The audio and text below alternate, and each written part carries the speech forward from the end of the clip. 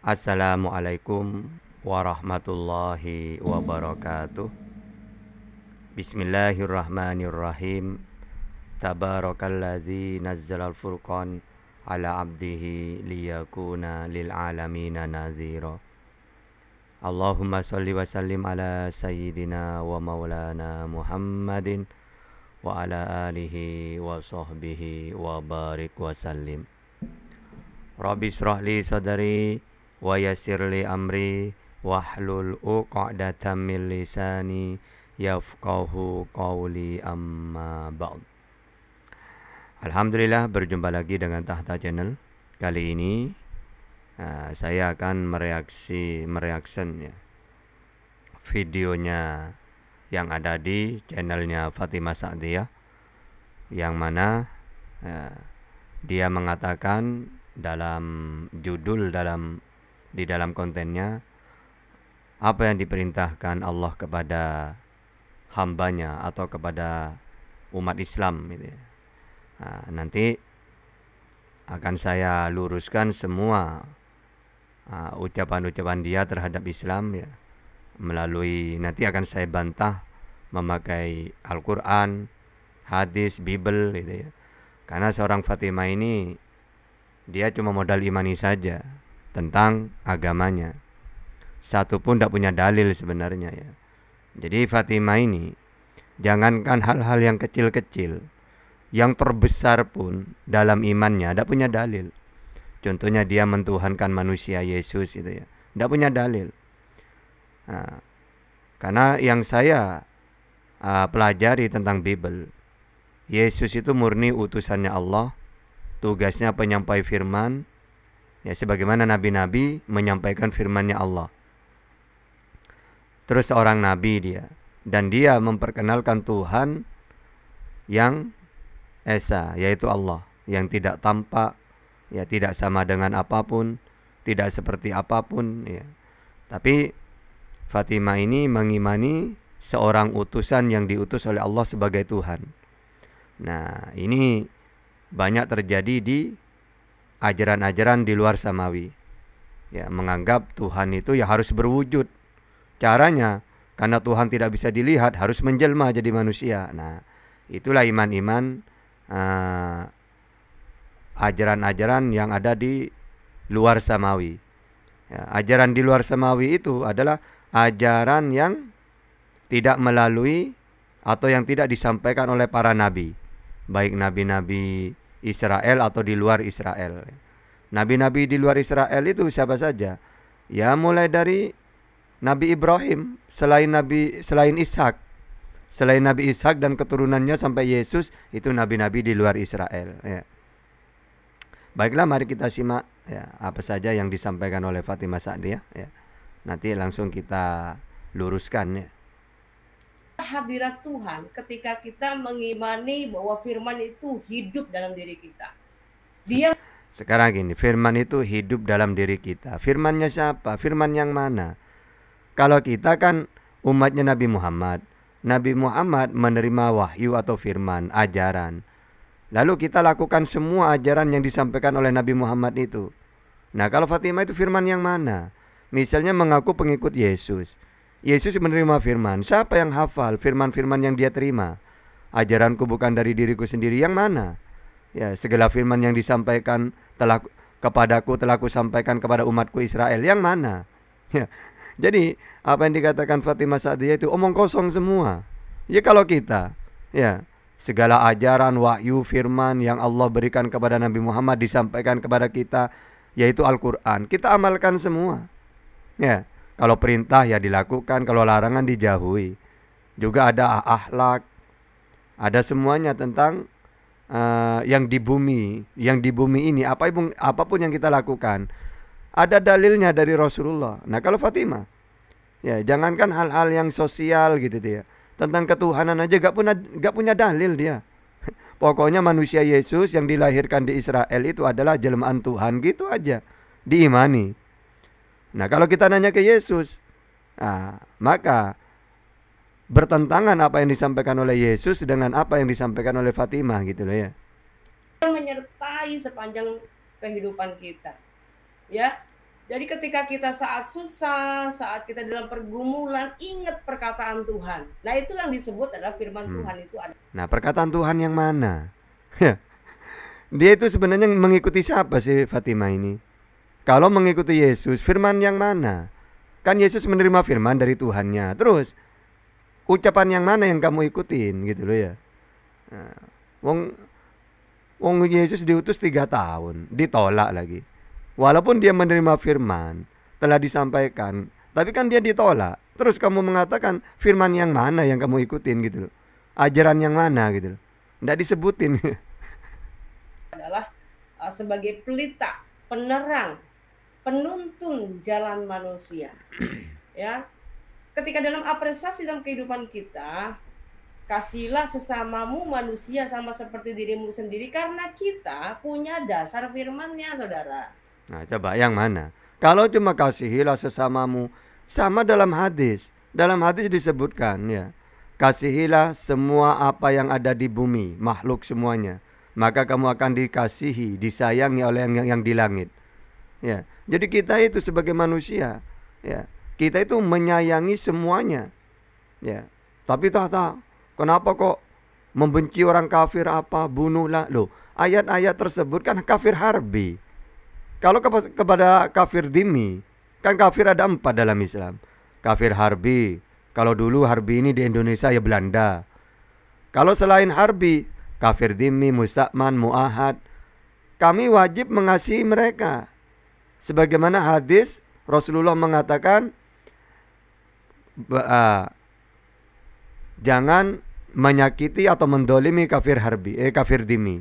Barang siapa yang mendolimi kafir dhimmi, maka tidak akan mencium bau surga. Ya, itu jelas kan? Jadi Islam itu jangankan ke sesama muslim, ke kafir dhimmi saja. Dhimmi itu apa? Seperti di Indonesia banyak agama, tapi mereka bukan harbi. Kalau harbi itu seperti Belanda dulu. Mereka kafir, ya, lalu merampas hak-hak kita sebagai negara Indonesia. Tanah kita, ya, kekayaan kita, bahkan kita diperbudak. Nah, itu harbi itu, kalau andaikan perang itu harbi, kafir harbi itu. Nah, selain harbi di Indonesia seperti Kristen, Katolik, Hindu, Buddha, itu kafir dhimmi. Wajib kita bersosial, jangan mendolimi mereka gitu loh. Ya. Oke, lanjut. Ya, kalau misalkan saudara muslim kita misalnya mereka mengasihi sesama manusia, ayatnya di mana ya? Karena mereka hanya diajar, setahu saya diajar hanya untuk mengasihi segolongannya saja. Dan di luar itu adalah kafir. Dan kafir bagi mereka itu adalah orang-orang yang tidak memiliki surga. Nah, itu kan udah dijelasin. Dia tidak tahu, taunya cuma kafir. Ya. Nah, sekarang definisi kafir itu saya jelaskan. Kafir itu menutupi kebenaran atau mengingkari, tidak beriman. Di setiap para nabi diutus pasti ada orang kafir. Kayak Fatimah ini kafir kepada Yesus, kepada Nabi Muhammad. Kafirnya kepada Nabi Muhammad karena dia di zamannya Nabi Muhammad tidak beriman. Kafirnya kepada Yesus karena dia menyesatkan ajaran Yesus. Jadi kafir itu semua yang bertentangan dengan firman-Nya Allah, ajarannya Allah, itu kafir. Makanya kafirnya Fatimah ini ya 2. Kafir kepada Yesus karena Yesus mengajarkan tauhid, Tuhan itu tidak menjelma, Tuhan itu tidak bisa dilihat, tidak bisa didengar suaranya. Tapi kata Fatimah, Tuhan itu bisa menjelma menjadi Yesus. Berarti Fatimah ini kafirnya pertama kafir kepada Yesus, kedua kafir kepada Nabi Muhammad.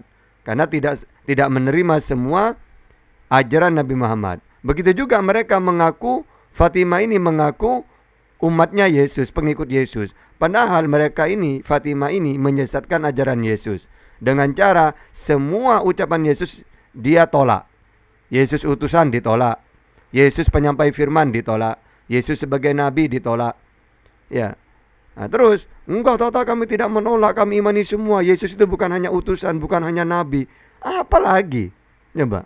Oke, Yesus mentuhankan hanya kepada Allah, hidup yang kekal. Kamu imani? Enggak, Yesus itu juga Allah itu sendiri. Nah, itu kafir namanya. Ya, karena kamu tidak punya dalil.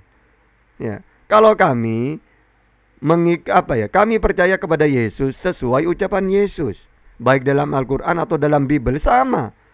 Coba dalam Al-Quran, wa rasulan ila bani Israel. Nah, dalam Bible, aku diutus hanya kepada domba-domba yang hilang dari Israel. Dalam Islam, wa ja'alana nabiyya, dijadikan sebagai nabi. Di dalam Bible, beginilah seorang nabi, kata Yesus. Ditolak di mana-mana kecuali diterima di mana-mana kecuali tempat tinggalnya. Ya, dalam Al-Quran, atani Alkitab, diberi ajaran. Dalam Bible, ya, dalam Yohanes, ya, dia menerima wahyu ajaran. Lalu wahyu itu disampaikan kepada umatnya. Ya, dalam Al-Quran dia hanya mentuhankan Allah. Innallahu wa rabbi wa rabbukum fa'budu. Di dalam Bible juga gitu, bahwa semua para nabi diperintah untuk menyembah Allah, bahwa Yesus hidup yang kekal, mentuhankan Allah dan mengimani Yesus sebagai utusan. Sama. Nah, kalau Fatimah ini murni 100% bahkan 1000% adalah menyesatkan ajaran Yesus gitu loh. Ya. Melainkan hanya bahagia di dunia. Lalu kemudian ketika kafir itu kayaknya saingannya lebih tinggi daripada mereka akan berusaha untuk menekan seperti itu ya. Kayak contoh, kalau Indonesia ini sudah tahu mayoritasnya Islam, maka gereja nggak boleh diperbanyak, ya. Lalu dibatasi, belum lagi susah sekali untuk bukan hanya untuk mendirikan gerejanya ya, yang sudah berdiri saja mau merenovasi saja itu untuk dapat IMB-nya aja susah, saudara. Nah, itu kan ya salah paham. Gini loh ya, jangankan gereja, di dalam Islam sendiri masjid itu tidak boleh banyak. Makanya di desa saya saja ya, masjid itu 3 desa 1 masjidnya. Padahal di desa saya ini orang Pasuruan. Mayoritas Pasuruan itu kan Muslim. Bahkan saya sendiri tidak tahu gereja itu ada di mana di Pasuruan. Nggak tahu saya. Memang ada gereja, tapi aku tidak tahu tempatnya di mana. Walaupun saya ke kota-kota, ya kadang-kadang saya tidak melihat mana gereja di Pasuruan ini. Walaupun banyak, walaupun ada misalnya, tapi sulit. Walaupun ada, saya ketika jalan kemana-mana itu, saya tidak pernah lihat gereja di Pasuruan ini. Ya, tapi masjid di Pasuruan juga dibatasi, bukan dibatasin, tapi memang ajaran Islam kayak gitu. Dalam satu desa jangan buat masjid 2. Karena apa? Masjid itu cukup 1, yang penting penuh. Boleh buat lagi kecuali sudah tidak memuat lagi. Nah, kalau orang Kristen ini kan lucu. Kadang-kadang jemaahnya cuma 3 buat gereja. Loh, di Islam tidak boleh, jangankan 3.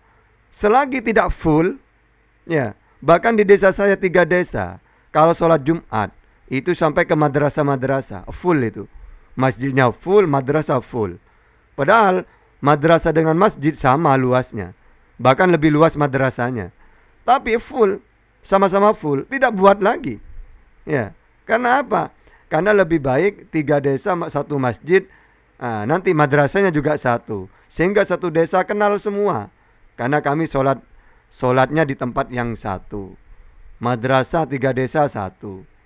Ya, sehingga SD juga 1. Akhirnya 3 desa, walaupun luas, kami kenal semua. Ya. Nah, terus kalian ini enggak. Jemaah 2 pingin punya gereja.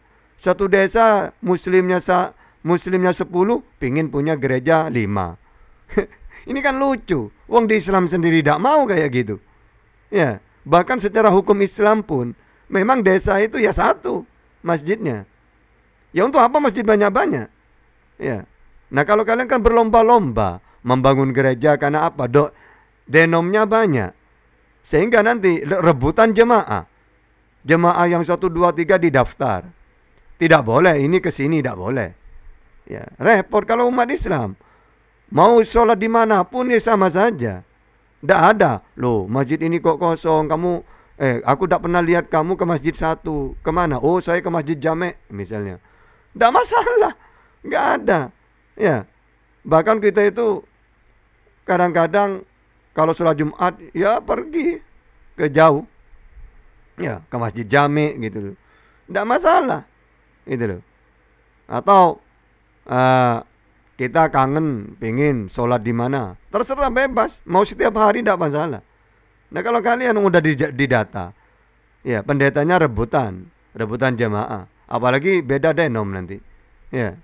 Nah, jadi jangan mengatakan dipersulit buat gereja, bukan dipersulit, karena masjid sendiri pun tidak seperti itu, ya. Nah, jadi jangan merasa kok sulit bangun gereja, bahkan yang sudah jadi ya mungkin tidak memenuhi syarat. Coba kami dulu kemarin di JCC itu. Di JCC itu puluhan tahun tidak ada masjid. Padahal mayoritas 90% ya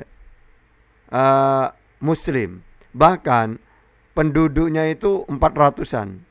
400 kakak itu rumah itu ya. Nah itu Kristennya cuma satu rumah. Tapi kami ketika bangun masjid di sana ya izinnya ketat juga. Padahal tidak ada masjid puluhan tahun. Ya bukan berarti langsung bangun-bangun karena muslim banyak. Enggak. Tetap memenuhi syarat, harus memenuhi syarat. Ya. Kamu itu pinginnya satu desa jemaahnya 5. Pingin bangun gereja ya 3. Kan lucu. Seakan-akan gerejanya dulu dibangun terus cari orang gitu. Ya. Kalau Islam enggak, ibadahnya itu tempat ibadahnya penuhi dulu. Kalau sudah penuh tidak memuat silakan buat lagi. Kalau kamu enggak, gerejanya dulu dibangun cari orangnya. Ini kan lucu. Ya. Ya, memang itulah kita. Tapi ingat, segala sesuatu yang dilarang mereka pun Yesus sudah memberitahukan kepada kita. Kasihilah musuhmu. Artinya apa? Kita tetap harus mendoakan mereka, orang-orang yang bahkan membenci kita. Gitu maksudnya. Kalau cuma kasihilah musuhmu, ya. Ya, siapa juga yang benci musuh? Dalam Islam juga gitu. Ya, ajaran itu. Ya, fa'fu wasfahu gitu loh. Terus bahkan Imam Syafi'i, kalau dia dibicarain orang, digosipin, wahai imam guru, itu loh orang tuh benci sering ngomongin sampean. Langsung Imam Syafi'i pergi ke dapur, ngambil sembako, kasihkan ke orang itu. Ya, Rasulullah dulu ketika disakitin, ya, dilemparin apa seorang itu yang melempar sakit. Bahkan Rasulullah lebih orang pertama kali yang menjenguk yang orang sakit itu Rasulullah. Banyak kisahnya itu. Ya, padahal setiap hari selalu menghina Rasulullah, menyakiti Rasulullah. Pas sakit, justru Rasulullah orang pertama kali menjenguk dia adalah Rasulullah. Banyak kisah kayak gitu itu dalam kitab sejarah, hadis juga banyak. Ya. Terus kamu kasihilah. Ya. Nah, kamu dapat dari mana? Wong kamu bukan pengikut Yesus. Walaupun saya mengasihi kamu, makanya ketika kamu menyesatkan ajaran Yesus, saya kasihan ke kamu, akan saya luruskan. Ketika saya yang meluruskan, saya pakai Bible. Saya tidak mau pakai Al-Quran, hadis. Kenapa? Kok saya tidak mau? Karena tidak kamu imani sekarang. Jadi saya meluruskan kamu, sayang ke kamu. Saya pakai apa? Pakai Bible. Karena kamu tidak mungkin paham ajaran Bible itu gitu ya. Karena yang jelas menurut yang saya teliti, ya terutama kamu itu adalah orang yang mendustakan ajaran Yesus. Karena saya udah belajar Bible itu gitu ya. Setelah saya teliti, 1000% kamu itu bertentangan dengan ajaran Yesus. Baik mulai dari yang terkecil sampai yang terbesar imannya kamu itu. Kamu tahunya cuma ajaran kasih. Orang tidak beragama pun kasih ke sesama manusia itu. Karena udah diberi hati nurani oleh Allah semua manusia. Ya. Nah tapi hal-hal perintah tentang ketuhanan harus punya dalil. Kayak kamu, saya mentuhankan manusia Yesus misalnya. Mana dalilnya? Kan tidak ada. Kalau saya mengimani Yesus 100% punya dalil saya. Ya. Saudara ya. Artinya dalam setiap langkah hidup kita, perbuatan kita, keputusan kita, itu semuanya ada dasarnya. Nah, makanya kita katakan Coba, semua ada dasarnya, ya. Coba kita tanya satu-satu. Kamu mentuhankan Yesus itu di mana dasarnya? Coba, tidak mungkin punya dia. Ya, kamu mengatakan ajaran Trinitas itu dari mana? Yang saya tahu, Yesus hanya memperkenalkan Tuhan itu Esa. Yang saya tahu Tuhan yang benar menurut Yesus itu adalah Allah. Nah, sekarang ajaran yang kamu imani itu dari mana?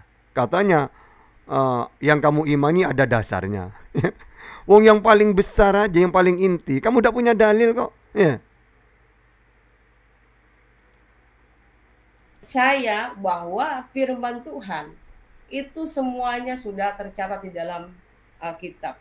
Entah Coba, semua firman Tuhan sudah tercatat dalam Alkitab. Yang mana? Coba tentang ketuhanan, tentang siapa Yesus. Ya. Kalau cuma semuanya penciptaan ada di perjanjian lama. Loh, perjanjian lama kitabnya Israel. Israel tidak mentuhankan manusia Yesus. Nah, kamu ambil kitab perjanjian lama untuk mentuhankan manusia Israel, yaitu Yesus. Kan lucu kamu ini. itu masa kelam. Ya, dalam perjanjian lama sudah menuliskan keberdosaan manusia, ya kerusakan manusia, itu semua sudah tercatat. Oleh sebabnya ketika kita manusia yang sudah mengetahui diri kita semua berdosa, maka jangan pernah kita mengeraskan hati untuk menyombongkan diri kita bahwa kita sanggup membeli surga dengan usaha dan amalan kita. Nah, semua ajaran para nabi, semua orang itu pasti berdosa. Caranya taubat, minta ampun. Apa kata Yesus? Ampunilah dosa kami ya Tuhan, sebagaimana kami mengampuni orang-orang yang bersalah kepada kami. Bahkan dia berdoa, ya. Dia ketika mau dibunuh, dia berdoa minta keselamatan kepada Tuhannya. Bahkan dalam Lukas 6 ayat 12, pergilah Yesus, semalam-malaman dia berdoa kepada Allah. Nah, jadi apa? Allah itu maha pengampun, maha pemaaf. Makanya semua para nabi mengajarkan supaya bertaubat. Innallaha ghafurur rahim. Yesus juga gitu, mengajarkan taubat, berdoa, ya, bertaubat, istighfar. Nah, kalau kamu, kamu Tuhan aja gak punya gitu. Nah, itu kita harus yakin bahwa ketika kita menerima rahmat Tuhan, ketika kita menerima keselamatan Tuhan, itu bukan hasil dari kekuatan atau usaha kita, ya, melainkan oleh karena Tuhan yang mengasihi kita dengan caranya yang luar biasa. Terserah kita manusia mau percaya apa tidak. Nah, itulah manusia dikasih kebebasan di dalam memilih, saudara, ya. Nah, perintah Tuhan kita adalah kasih Tuhan Allahmu dengan segenap hatimu, ya. Nah, itu kan, ya, dia itu mengatakan perintah dalam Kristen, kasihlah Tuhan Allahmu. Loh, coba. Dia tahu Tuhan itu Allah, tapi mentuhankan manusia. Kan jelas barusan ucapannya. Kasihlah Tuhan Allahmu. Loh. Terus yang dituhankan Yesusnya. Kan lucu kan? Itulah Fatimah itu, ya. Apa yang dia sampaikan pasti bertentangan dengan dalil yang ada dalam Bible. Ya, Tuhan Yesus, Tuhan Yesus. Tapi nanti dia mengatakan dalam Kristen diperintahkan kasihilah Tuhan Allahmu. Nah, itu kan seharusnya kalau dia mentuhankan manusia, kasihilah Tuhan manusia Yesus gitu. Dia lucu deh itu. Di sisi lain dia mengimani punya Tuhan yaitu Yesus. Tapi ketika pakai dalil, maka di dalam dalil Bible itu mentuhankan Allah. Ini ajaran pelin-pelan kayak gini nih, ya. Jadi tidak tahu apa-apa kayak Fatimah itu, modal imani saja, ya. Yang penting apa? Yang penting saya ngomong imani saja, ya. Jangankan dia itu ke gereja-gereja tidak tahu apa-apa dia. Apa yang dia dengar, ya yang penting imani saja. Nah, kalau kita dari kecil harus hatam Al-Quran itu, hatam gitu, ya. Nanti kalau sudah ngerti madrasah, baru kita belajar tafsir, agar supaya bukan hanya tahu artinya tapi tahu tafsirannya. Kita kan seperti itu. Tapi dari kecil sudah hatam Quran 1 kali 2 kali terus. Nah, kalau dia enggak, ke gereja tidak usah bawa apa-apa. Yang penting pakaian nyanyi-nyanyi, nanti ada pendeta memilih firman-firman ya, Bible dipilih surat-surat apa saja untuk mentuhankan Yesus gitu. Padahal kalau baca semua, maka seperti pendeta-pendeta itu mualaf. Kenapa Bapak mualaf dulu? Iya, setelah saya teliti ternyata Yesus bukan Tuhan. Gitu. Loh, sampai kan pendeta? Iya, saya pendeta, tapi saya menyampaikan itu sebenarnya hati saya bertolak. Karena saya tahu bahwa semua ayat-ayat dalam Bible itu tidak ada yang mentuhankan Yesus. Yesus tidak pernah mentuhankan dirinya, tapi mentuhankan hanya kepada Allah. Nah, lalu kalau pendetanya seperti itu, apalagi ya, sedangkan umatnya, jemaahnya tidak pernah hatam. Ya, walaupun hatam tetap aja imani saja. Ya pokoknya pendeta, saya nanya, di sini kok banyak Yesus ngaku utusan, ya nabi lah, penyampai firman, gimana? Udah, jangan nanya, imani saja lah. Tidak boleh kayak gitu ya. Nah, makanya untung ada dialog-dialog itu. Pasti modelnya satu, ayat Yohanes 1 ayat 1 itu saja untuk mentuhankan manusia Yesus. Tapi kalau kami gini aja, oke, kamu paksa ayat itu untuk mentuhankan Yesus. Saya nanya, apakah Tuhan Yesus punya Tuhan? Ya, terus mau gimana kalau dijawab kayak gitu? Iya, selama dia di dunia, saya tidak nanya di dunia. Intinya Tuhanmu kan Yesus. Apakah Tuhan Yesus mengajarkan dia mengenalkan Tuhan yang benar? Iya, oke. Siapa Tuhannya Yesus? Loh, Tata, dia kan di dunia. Saya tidak nanya di dunia atau di langit. Enggak, intinya manusia yang kamu tuhankan itu Yesus. Selama dia itu di hidup, apakah dia mengenalkan Tuhan yang benar? Iya, siapa? Bapaknya, oke. Berarti yang menjadi Tuhan siapa? Bapak atau anak? Atau Yesusnya? Begini Tata, loh begini. Saya hanya butuh kamu jawab. Karena dalam Islam, ketika kami ditanya, Tata, siapa Tuhan pencipta langit dan bumi? Allah. Udah, tidak muter-muter. Siapa Nabi Muhammad itu Tata? Utusannya Allah untuk seluruh dunia. Mana dalilnya Allah itu Tuhan? Ya, Allahul ladzi la ilaha illahu. Ya banyak. La syarikalah. Tidak Tuhan selain Allah, tidak ada sekutu baginya. Banyak dalam Al-Quran. Terus Nabi Muhammad untuk seluruh dunia. Wa ma arsalnaka illa rahmatan lil alamin. Nah sekarang saya nanya ke kamu, Tuhanmu siapa? Yesus. Oke. Apakah Yesus punya Tuhan? Tidak. Oke. Sekarang Yesus berdoa semalaman kepada Allah. Siapa itu Allah? Yesus ketika mau ditangkap dia berdoa minta diselamatkan. Terus Yesus mengatakan, aku bersyukur kepadamu Bapa Tuhan langit dan bumi. Apa itu? Tapi kan itu ketika di dunia. Saya tidak nanya ketika di dunia. Walaupun Nabi Muhammad, apa yang dia sampaikan ketika dia di dunia. Ya, yang saya tanya, Yesus selama dia di dunia sama seperti Nabi Muhammad ketika di dunia mempertuhankan Allah dan mengaku dirinya utusan.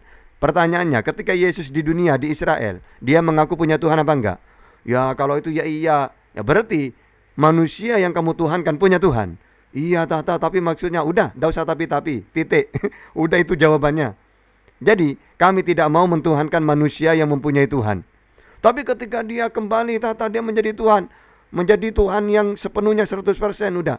Berarti seperti dewa-dewa. Kamu tahu nggak? Dewa Wisnu menjelma jadi Krishna. Lalu Krishna itu 100% manusia karena jadi manusia. Dan 100% dewa karena dia jelmaan Dewa Wisnu. Lalu ketika dia meninggal, kembali lagi ke asalnya menjadi dewa lagi. Apakah seperti itu? Oh kalau itu dongeng Tata. Loh gimana? Keimanan orang kamu katakan dongeng. Yesus saja tidak pernah melakukan, kamu imani. Oke, mana ucapan Yesus bahwa dia jelmaan Tuhan? Gak ada Tata. Ya makanya kamu mengatakan Krishna dongeng. Terus kamu imani Yesus bagian dari Tuhan, 100% manusia, 100% kalau mati kembali kepada Tuhan. Tidak punya dalil. Nah kalau orang-orang Buddha, Hindu punya dalil mereka dalam kitabnya mereka, jelmaan dewa-dewa itu. Nah kamu, lalu kamu katakan orang itu dongeng. Nah kamu sendiri yang tidak punya dalil bahwa Yesus jelmaan Tuhan atau firman jadi manusia, tidak punya dalil kamu. Itu Tata Yohanes 1 ayat 1 loh. Pada mulanya firman. Firman itu kan ucapan. Ucapannya siapa? Ucapannya Tuhan loh. Makanya kalian itu apa ya?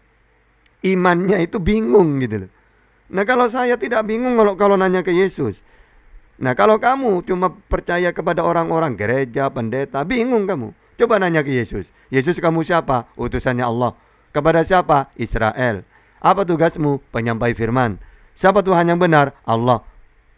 Udah titik. Ya jelas. Nah, kalau kamu udah nanya ke Yesus, cuma imani saja, bingung kamu ketika ditanya umat Islam. Coba sifat-sifatnya Tuhan bagaimana menurut Yesus? Bisa kelihatan apa enggak? Enggak. Ya udah. Yesus kelihatan. Iya, ya udah, berarti Yesus bukan Tuhan. Menurut Yesus, Tuhan itu mengutus apa diutus? Ya mengutus lah. Yesus diutus. Ya sudah, bukan Tuhan. Yang namanya Tuhan memberi firman apa menerima? Menerima. Yesus menerima. Iya, ya udah. Jadi gampang. Tuhan itu menurut Yesus berapa? Esa apa Trinitas? Esa. Terus kamu Trinitas. Ya udah, beda berarti. Jadi apa? Gampang. Ya. Tapi tata aku dan Bapak satu. Kamu cuma baca ayat itu saja. Coba baca ayat yang lain. Aku dan Bapak satu, mereka juga satu. Aku di dalam mereka, Bapak di dalam aku. Semuanya menjadi satu. Bapak, mereka, Yesus. Jadi satu. Ya. Tapi tata Yesus bukan dari dunia. Juga baca Yohanes. Mereka bukan dari dunia, sama seperti aku bukan dari dunia. Ayo, apa lagi? Tapi tata, barang siapa melihat Yesus melihat Allah, itu kalau dalam Islam tafakkaru fi khalqillah wala tafakkaru fi datillah. Karena Tuhan tidak bisa dilihat, maka lihatlah ciptaannya. Yesus ciptaan. Ayo, apa lagi? Tapi tata, Yesus itu jalan dan kebenaran, tidak sampai kepada Allah tanpa melalui Yesus. Loh, semua para nabi itu jalan. Saya sendiri orang Indonesia, kalau tidak melalui Nabi Muhammad, saya tidak kenal Allah. Makanya Nabi Muhammad itu jalan. Ya. Nah, kamu itu malah mentuhankan jalan. Padahal tujuannya Allah. Akulah jalan, tidak sampai kepada Allah. Nah, jalannya yang kamu tuhankan, bukan Allahnya. Kalau saya, Nabi Muhammad itu adalah jalan dan kebenaran. Ya. Maksudnya apa? Saya tidak akan kenal Allah tanpa melalui Nabi Muhammad. Maka Nabi Muhammad adalah jalan. Yang kami tuhankan Allahnya. Gitu loh, bukan jalannya. Tapi Yesus kebenaran loh. Tidak benar gimana? Nabi Muhammad kebenaran. Karena wa ma yantiqu anil hawa in huwa illa wahyu yuha.